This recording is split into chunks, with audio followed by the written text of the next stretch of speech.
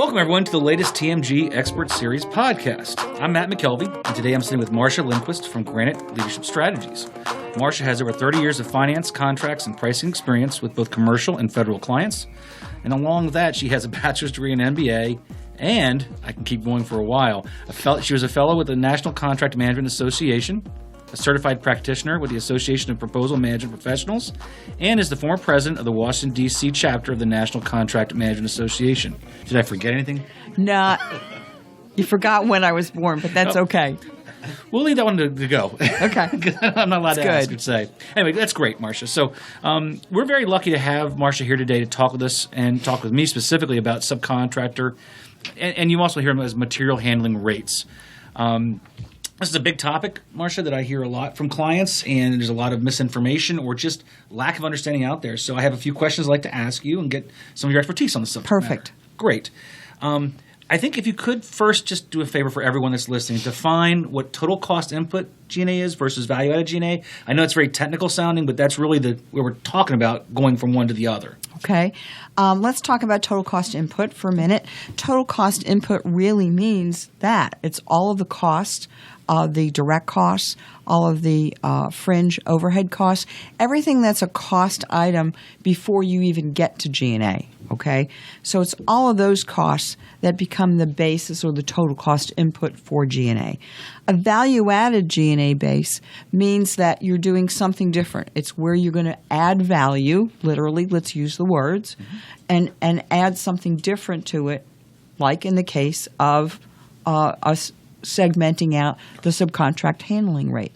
Then you end up with what's left, which is a value-added G&A base, where you're only adding value, okay? That's very helpful because I think that when we talk about subcontractor handling rates or material handling rates, a lot of folks that don't understand the accounting behind it will think that it's not necessarily related to an actual indirect rate, and it is. They're very related. So I think that also gets you to the question of when is this appropriate? I have a lot of clients that will ask, what is that threshold or dollar value a company needs to have in subcontracting in order to make that subcontractor handling rate worthwhile to create? Good question.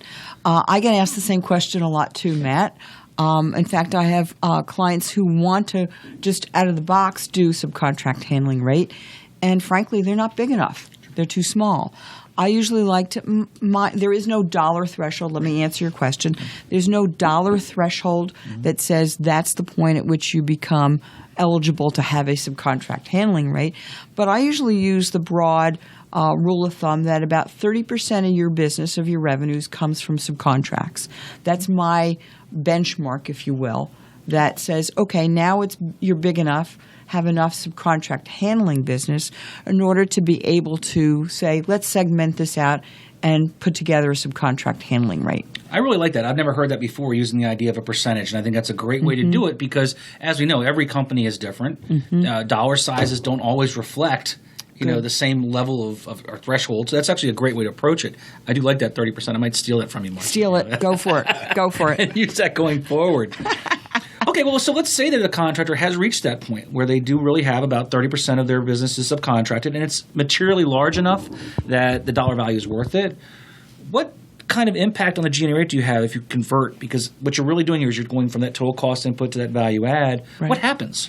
Well, surprisingly, most companies think that if they're going to segment it out, they think that their G&A rate is going to go down. Quite the opposite actually happens. When they decide that they're going to do a subcontract handling rate, unfortunately what happens is that their G&A rate goes up. Because what's happened is they've taken all of those subcontracts out of the base for that G&A and segmented it off. And now they've got a lower denominator. Let's call it what it is. It's a lower denominator so that their G&A rate now goes up. So they have to be prepared for that now, I've got a higher G&A rate. It's funny how everyone wants a lower rate on one side and the other rate to be low as well. It doesn't work that way, right? It's I hate to do it to the listeners, but it's algebra, right? And the algebra at the end of the day says if you make a fraction, you take a base out and take a numerator out that's not the same level, one goes up, one goes down. Because really what is happening here is your G&A dollars aren't going away. No. You're just segregating them out into two different pools, and your base isn't going away or changing. That's right. You're just segregating it out. I think it's important that listeners understand that there is a recompense, there is a repercussion, to creating the subcontractor handling rate to their G&A. Absolutely. And so it should be probably, I think recommended is they should actually take a chance and test it out, run the numbers and see where it plays Right. out to make sure that it's an appropriate thing for their existing business. Right. I think they need to do that because a lot of times they think, oh, I'm going to do this and it's going to improve everything. Be careful. Learned that lesson a long time ago. Nothing's Yep. as easy as it may seem it's going to be. Yep. Okay. Let's talk a little bit more about the rate itself. When I talk to clients, they say, well, we need a subcontractor handling rate of 1.5% or 2%. Do you often hear that they think they should be targeting a specific rate as opposed to what the calculation should be? How do you approach that? Or what do you hear? Well, what I hear all the time is that it needs to be a specific number. Someone told me that I need to have a rate of 1.5% or 2% or 3% or whatever it is. And it's just fallacy, okay? You really need to run the numbers and see what is it really going to cost you to support that subcontract handling pool. And there's no specific individual rate that you need to go through. You need to go through the math. There it is. That silly math again. There we every go, time. the algebra again. What do you do? Okay. So you're a company. You've decided that you reach that 30% threshold, and it makes sense. You've run some numbers, and that subcontractor rate looks good, but you're not sure if you're quite ready yet. Are there ever outside pressures to do this? I mean, again, sometimes you'll hear the government says you must have a procurement burden, or you must have a subcontractor handling rate, or even teammates might say, "Hey, we're not going to be on this team unless you put a smaller rate on top of our dollars." I hear that Okay. all the time, Matt. Why do you think that happens, or what's Well, going there's on? pressure. There's pressure from the government to charge less on subcontractors. They don't want to pay a high G&A rate, so that's part of it. There's that mentality that says, oh, contractor A over here, they did that, so you must be able to do that too. And there's peer pressure. There's competition between companies, and they think, oh my God, well, I had that experience over here. You need to repeat it as well.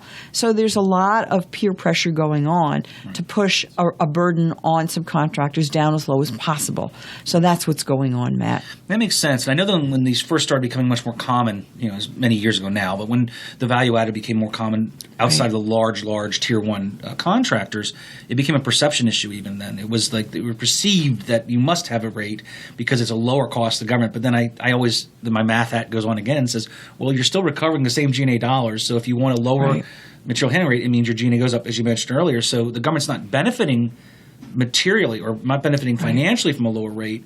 It is a perception lower rate. It doesn't mean it's not a good thing to do. Yes. The dollars are the same. Is that correct? The dollars are the same. The government's going to ultimately pay for that G&A somehow. They're going to pay for that cost of handling those subcontractors. It's just a matter of where do you want to pay for it. Sure. You want to pay for it in your own labor, or do you want to pay for it in your subcontracts? And I think the peer pressures really pushed us in that direction tremendously. And yes, you're right, it happened from the tier one contractors, and now we're beginning to see it down at a much, much lower level, smaller and smaller companies all the time, Matt. I'm not surprised. And again, that's been my experience as well. So that's good to get that validation on that. Okay. I guess one thing I want to ask you too is we've talked about the subcontractor handling rate, and really value add is not just about subcontractors. Although for most service companies, subcontractors are the primary reason for I'll call it a procurement burden or a value added burden. Do companies need to think differently about a subcontractor handling rate versus material handling? Is it mechanically the same thing? Just it's a decision on what goes in the base. How do you explain that to your clients? Well, usually I will tell them, let's talk and look at your business. That's crazy. Let's talk about your business. What an idea, right? So is your business really involving subcontractors, or is it really involving materials? In some cases, it's both. Sure. And if it's both, then you can put them together in one pool. Okay, use both of them as the denominator. Back to that algebra again. Use that as the denominator in that case, and you have both a subcontract and material handling rate. In fact, DCA sometimes calls it subcontractor / material handling rate. Sure. So it depends on the business. If your business is really largely materials and you don't have subcontractors, then it's a material handling rate. But it depends on your business, Matt. And that's really the driver. It's funny, Marcia, one of the reasons I've always liked talking with you and working with you is what you brought up there in that last answer, which is such an important thing I think for everyone to hear again, is you don't make a decision based upon the peer pressure. You don't make a decision based on just what the government says they want you to do.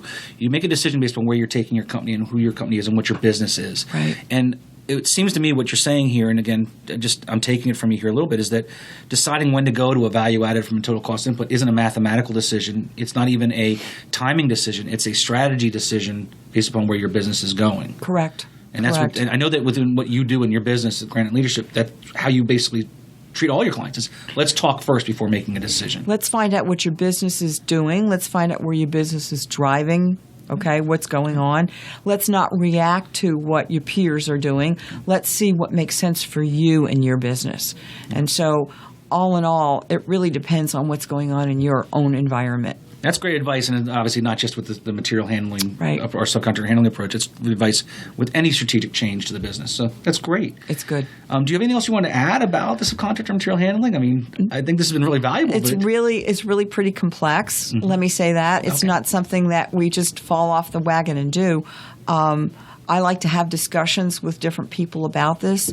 There are some tests that DCA sometimes will look at to see whether you're truly burdening subcontractors, or are you burdening consultants, or are you burdening your own people? So you have to be aware of that, but it's not an easy subject. It's a fairly complex. And again, it depends on your business, Matt. So basically, you don't want someone to come to you a week before the proposal's due and say, we need to come up with a subcontractor handling rate. Let's get it done by tomorrow. Yeah, that's always the case, Matt. Time pressures always get you there. Now, I think that was great advice, Marcia, and I think that honestly, your insight's been great as always. Thank you for giving our listeners a brief introduction to the subcontractor handling rates. I'm looking forward to having you back in soon. I really am. This is just fun for me. It is great. Let's do it And again. enjoy the East Coast while you're out here. There we go. Okay. All right. Well, have a great day. And Thanks. We'll talk soon.